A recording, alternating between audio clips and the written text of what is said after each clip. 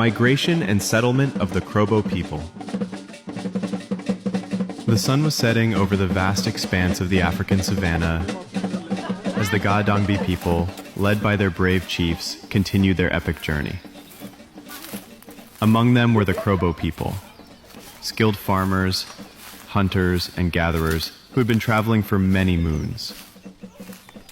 As they approached the Akuse region, the Krobo leader, with a keen eye for fertile land and abundant resources, gazed out at the majestic Krobo mountain. "My people, we have found our home!" he exclaimed, his voice carrying across the landscape. "On this mountain we shall reside, and in its caves we shall find shelter. Its bushes shall be our farmland, its forest our hunting ground, and its waterfall our source of life."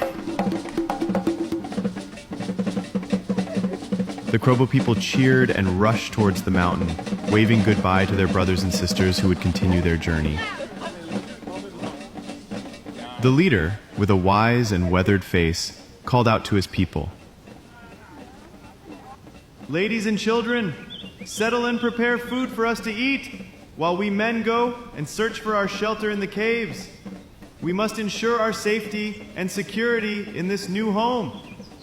He selected a group of brave men, armed with bows, arrows, and sticks, to accompany him into the unknown caves. The fetish priest, with a sacred staff in hand, performed a ritual to invoke the protection of the Almighty God and the guidance of their ancestors.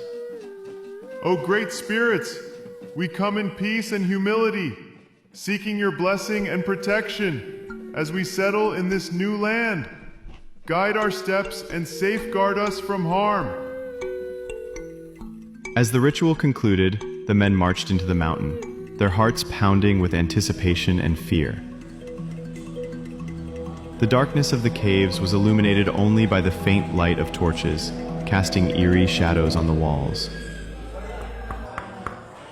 Suddenly, the sound of wild animals echoed through the caves, and the men froze, their senses on high alert. But as they cautiously proceeded, they realized that the caves were empty, save for the dens of wild animals. The men returned to their families, who had prepared a feast of roasted meat and steaming vegetables.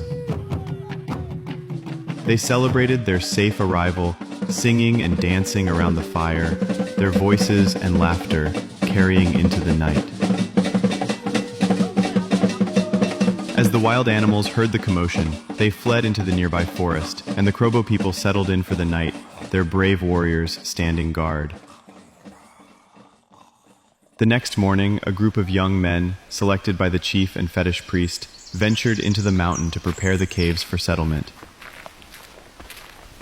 They worked tirelessly for 7 days, clearing the paths, burning bushfires to the caves, and burning out any remaining wild animals. The young men, armed with weapons and determination, entered the caves, their torches casting flickering shadows on the walls. They checked every nook and cranny, ensuring the caves were safe for their families. Finally, the Krobo people settled into their new home, their leader looking out over the landscape, a sense of pride and accomplishment on his face. "We have found our home," he said, his voice filled with emotion. "Here we shall build a new life, and our children shall grow strong and proud." The Krobo people celebrated long into the night, their voices and laughter echoing through the caves as they began their new life in the majestic Krobo mountain.